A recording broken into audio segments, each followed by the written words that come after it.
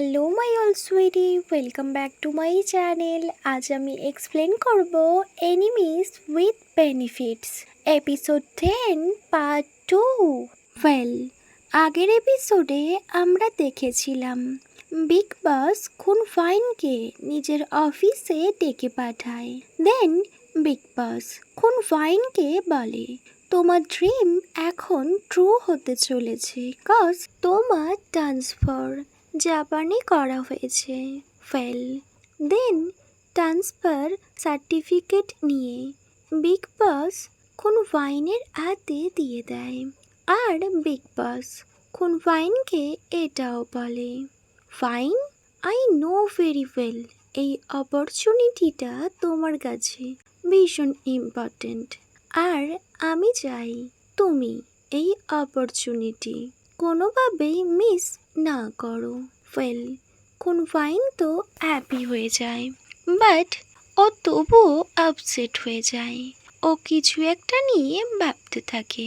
Well, next scene কাট হয় আর তাংখোয়াকে দেখায়। Actually proud তাংখোয়ার কাছে এসেছিল। প্রাউড তাংখোয়াকে ওর গার্লফ্রেন্ড হওয়ার জন্য বলে। ওয়েল, তাংখোয়া একটু অ্যাটিটিউড দেখায়, বাট প্রাউড ওকে মানিয়ে নেয়। অ্যাকচুয়ালি তাংখোয়া প্রাউডকে লাভ করে, আর ও ফার্স্ট ভেবেছিল খুনফাইন আর প্রাউডের মধ্যে কিছু একটা চলছে, কজ প্রাউড খুনফাইনকে লাইক করে। বাট তাংখোয়া তো বুঝতেই পারে না প্রাউডকে না, অ্যাকচুয়ালি খুনফাইন লানকে লাইক করে, বাট এটা উনি কাউকে কখনোই বুঝতে দেয়নি। যতবার প্রাউড আর খুনফাইনকে একসাথে তাংখোয়া দেখেছে, ও অনেকটা জেলাস ফিল করেছে, আর ও ভীষণ আপসেট হয়ে গিয়েছিল। ও ভাবতে থাকে প্রাউড মেবি ওর ফিলিংস নিয়ে ব্যাস প্লে করছে। অ্যাকচুয়ালি ওর ফিলিংস তো খুনফাইনের উপর।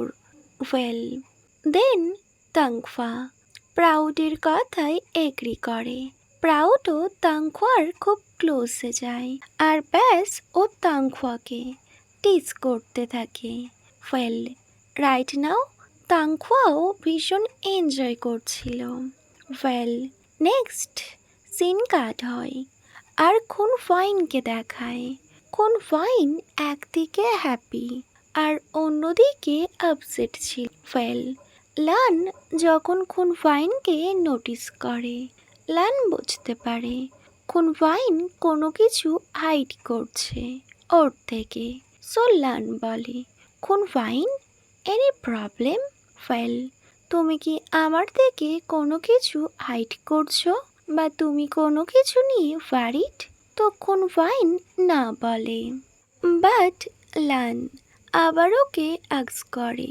সো ফাইনালি খুনফাইন ওকে বলে দেয় অ্যাকচুয়ালি ওর জাপানে ট্রান্সফার হয়েছে। এটা শুনে লান বলে, ওয়েল, এটা তো ভীষণ গুড নিউজ, আর তুমি তো সবসময় চাইতে, সো তুমি আপসেট কেন?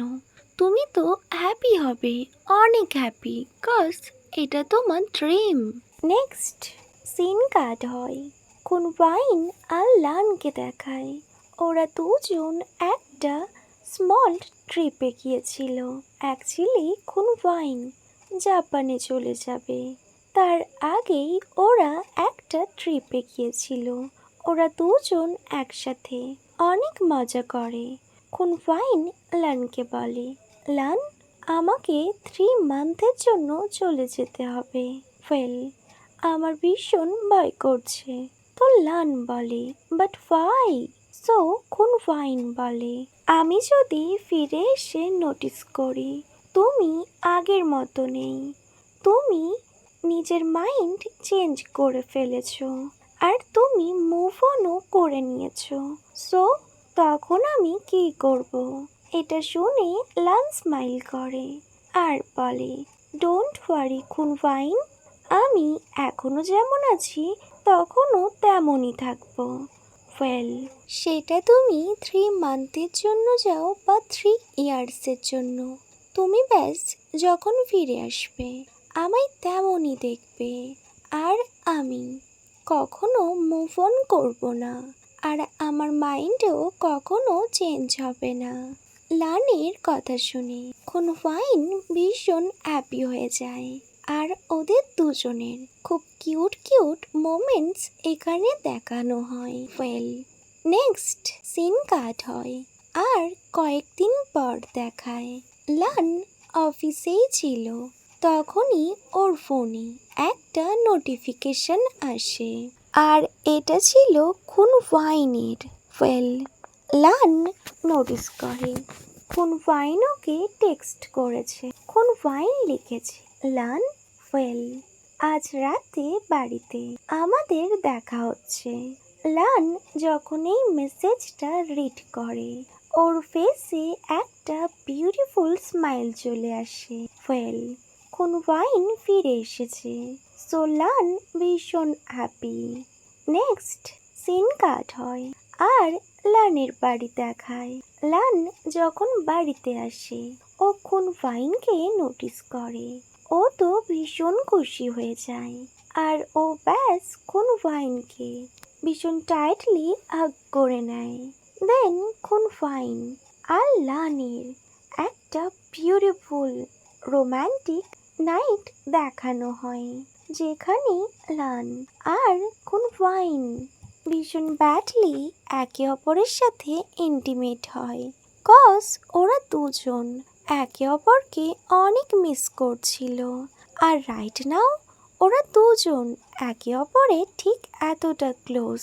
আর খুনফাইন এখন লানের গার্লফ্রেন্ডও, সো ব্যাপারটা এখন একদম ডিফারেন্ট।